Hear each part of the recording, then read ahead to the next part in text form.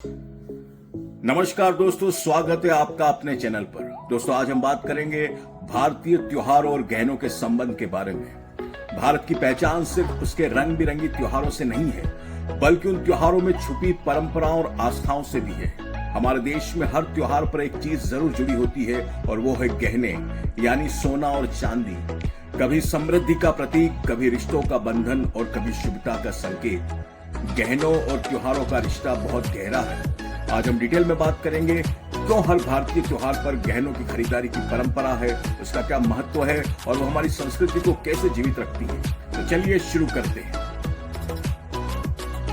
धनतेरस दिवाली का पहला दिन होता है और इसे धन्वंतरी त्रयोदशी भी कहा जाता है। इस दिन भगवान धन्वंतरी समुद्र मंथन से अमृत कलश लेकर प्रकट हुए थे।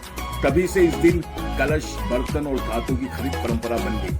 समय के साथ बर्तनों की जगह सोना और चांदी के गहनों ने ले ली। मान्यता यह है कि इस दिन अगर सोना या चांदी खरीदी जाए तो घर में साल भर लक्ष्मी का वास होता है। यानी धनतेरस पर खरीदा गया गहना सिर्फ इन्वेस्टमेंट नहीं, बल्कि आस्था और शुभता का प्रतीक है। अक्षय तृतीया को हिंदू और जैन दोनों धर्मों में अत्यंत पवित्र माना गया है। अक्षय का मतलब होता है जो कभी नष्ट न हो। इस दिन खरीदा गया सोना और चांदी घर में कभी कमी नहीं आने देता। यही कारण है कि इस दिन ज्वेलरी शॉप पर सबसे ज्यादा भीड़ होती है। ऐतिहासिक मान्यता यह भी है कि इसी दिन महाभारत का अक्षय पात्र दिया गया था। भगवान परशुराम का जन्म भी इसी दिन हुआ था और जैन धर्म में भगवान ऋषभदेव ने इसी दिन वर्षी तप का समापन किया था। इसलिए इस दिन सोना और चांदी खरीदना सिर्फ शोहरत नहीं, बल्कि आध्यात्मिक और सांस्कृतिक ऊर्जा को आमंत्रित करना है। करवा चौथ सुहागिन महिलाओं का त्योहार है। इस दिन गहनों का महत्व सिर्फ सजावट के लिए नहीं, बल्कि श्रृंगार और रिश्तों की मजबूती का प्रतीक है। मंगलसूत्र, चूड़ियां, पायल, नथ, ये सब गहने पति पत्नी के बीच प्रेम और विश्वास को दर्शाते हैं। पति जब अपनी पत्नी को गहने तोहफे में देता है तो वो सिर्फ एक जेवर नहीं, बल्कि प्यार और सम्मान की निशानी होता है। रक्षाबंधन भाई बहन के रिश्ते का त्योहार है। पहले समय में भाई बहन को सिर्फ कपड़े या मिठाई नहीं, बल्कि चांदी के सिक्के और छोटे गहने तोहफे में देता है। रक्षाबंधन भाई बहन के रिश्ते का त्योहार है। पहले समय में भाई बहन को सिर्फ कपड़े या मिठाई नहीं, बल्कि चांदी के सिक्के और छोटे गहने तोहफे में देता था। इसका मतलब था कि भाई अपनी बहन को सुरक्षा और सम्मान दे रहा है। आज भी कई परिवारों में बहन को चांदी की पायल, ब्रेसलेट या सिक्के तोहफे में दिए जाते हैं।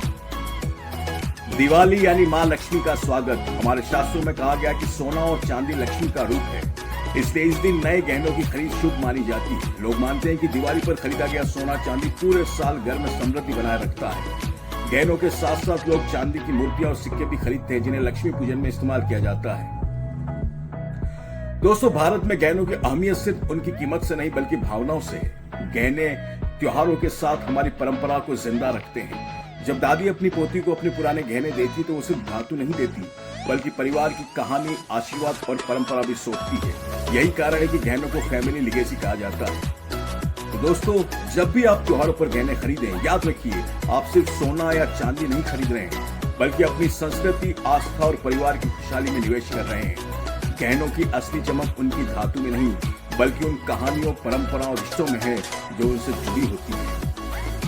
दोस्तों, यही है भारतीय त्योहारों और गहनों का गहरा रिश्ता। आशा है आपको ये जानकारी पसंद आई होगी। अगर वीडियो अच्छा लगा तो लाइक और शेयर जरूर करें और ज्वेलरी से जुड़ी और भी दिलचस्प बातें जानने के लिए चैनल को सब्सक्राइब करना ना भूलें। धन्यवाद।